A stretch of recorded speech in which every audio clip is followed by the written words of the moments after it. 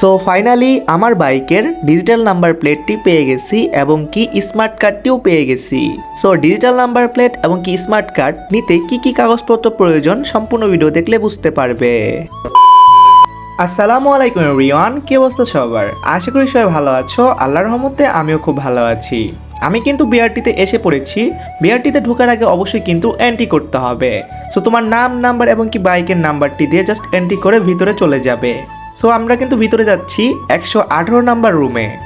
So 118 number রুমেই কিন্তু তোমরা ডিজিটাল নাম্বার প্লেট এবং কি স্মার্ট কার্ড নিতে পারবে। সো আমরা যাব, দেন বাইকটা রাখবো, কাগজপত্র শো করব, তারপরে কিন্তু আমাদের ডিজিটাল নাম্বার প্লেটই বুঝিয়ে দিবে। সো কি কি কাগজপত্র লাগবে অনেকে কিন্তু কনফিউজ থাকো, তারা এই ভিডিওটা দেখলে একদম শিওর হয়ে যাবে। সো যাই হোক গাইজ, ভিডিওটা ভালো লাইক করে দিবে, চ্যানেল সাবস্ক্রাইব করতে পারলে আইকনটি অল করে দিবে। সো অবশ্যই তোমাকে কিন্তু অ্যাকনলেজমেন্ট পেপার যেটা রয়েছে এটা কপি করতে হবে, মানে ফটোকপি। ওইটা লাগবে তোমার নাম্বার প্লেটের জন্য, সাথে লাগবে কিন্তু এনআইডি কার্ডের ফটোকপি।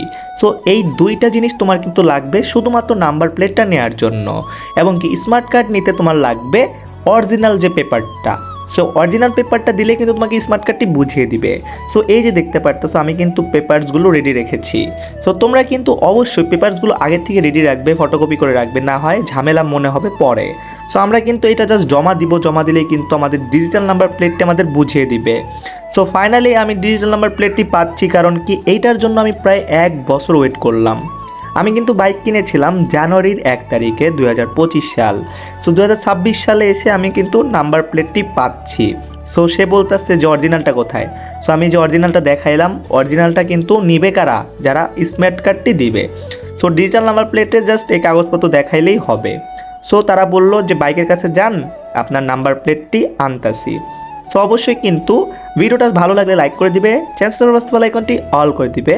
আমি কিন্তু ইকুরিয়া বিআরটিতে আসছি, তোমরা কিন্তু মিরপুরে গেলেও same process. So finally digital number প্লেটটি এসে পড়েছে। দীর্ঘ 1 বছর পরে আমি ফাইনালি আমার অরিজিনাল ডিজিটাল নাম্বার প্লেটটি পেলাম। ঢাকা ল 11-17-48। সো তারা কিন্তু এখন এটা জাস্ট ইনস্টল করে দিবে। আমি অবশ্য পিছনের টেল টিডিটা মডিফাই করে নাম্বার প্লেটটি লাগাবো। আমার কাছে অরিজিনাল নাম্বার প্লেটটি খুবই ভালো লাগে। সো তোমরা কোনটা ভালো লাগে সে কমেন্টে জানিয়ে দিবে। আমি কিন্তু অরিজিনালটাই রাখবো, যতটুকু আমি বুঝতে পারতেছি অরিজিনালটাই বেস্ট। তো যাই হোক গাইস, আমাদের কিন্তু মোটামুটি নাম্বার প্লেটটি ইনস্টল করার পরে তারা একটি ছবি তুলবে বাইকের সাথে। সো ছবি তোলাও শেষ। সো ফাইনালি আমি কিন্তু বাইকের স্মার্ট কার্ডটিও নিয়ে নিলাম অরিজিনাল অ্যাকনলেজমেন্ট পেপারটি দিয়ে। সো স্মার্ট কার্ডটি আসলে খুবই জরুরি, কারণ কি অ্যাকনলেজমেন্ট পেপার নিয়ে ঘোরাঘুরি করা একটু প্যারা মনে হয় আমার জন্য। তো যাই হোক গাইস, যারা যারা ভিডিওটা দেখেছো অবশ্যই কিন্তু বুঝতে পেরেছো ডিজিটাল নাম্বার প্লেট এবং কি স্মার্ট কার্ড তুলতে আমাদের কি কি ডকুমেন্টস লাগবে।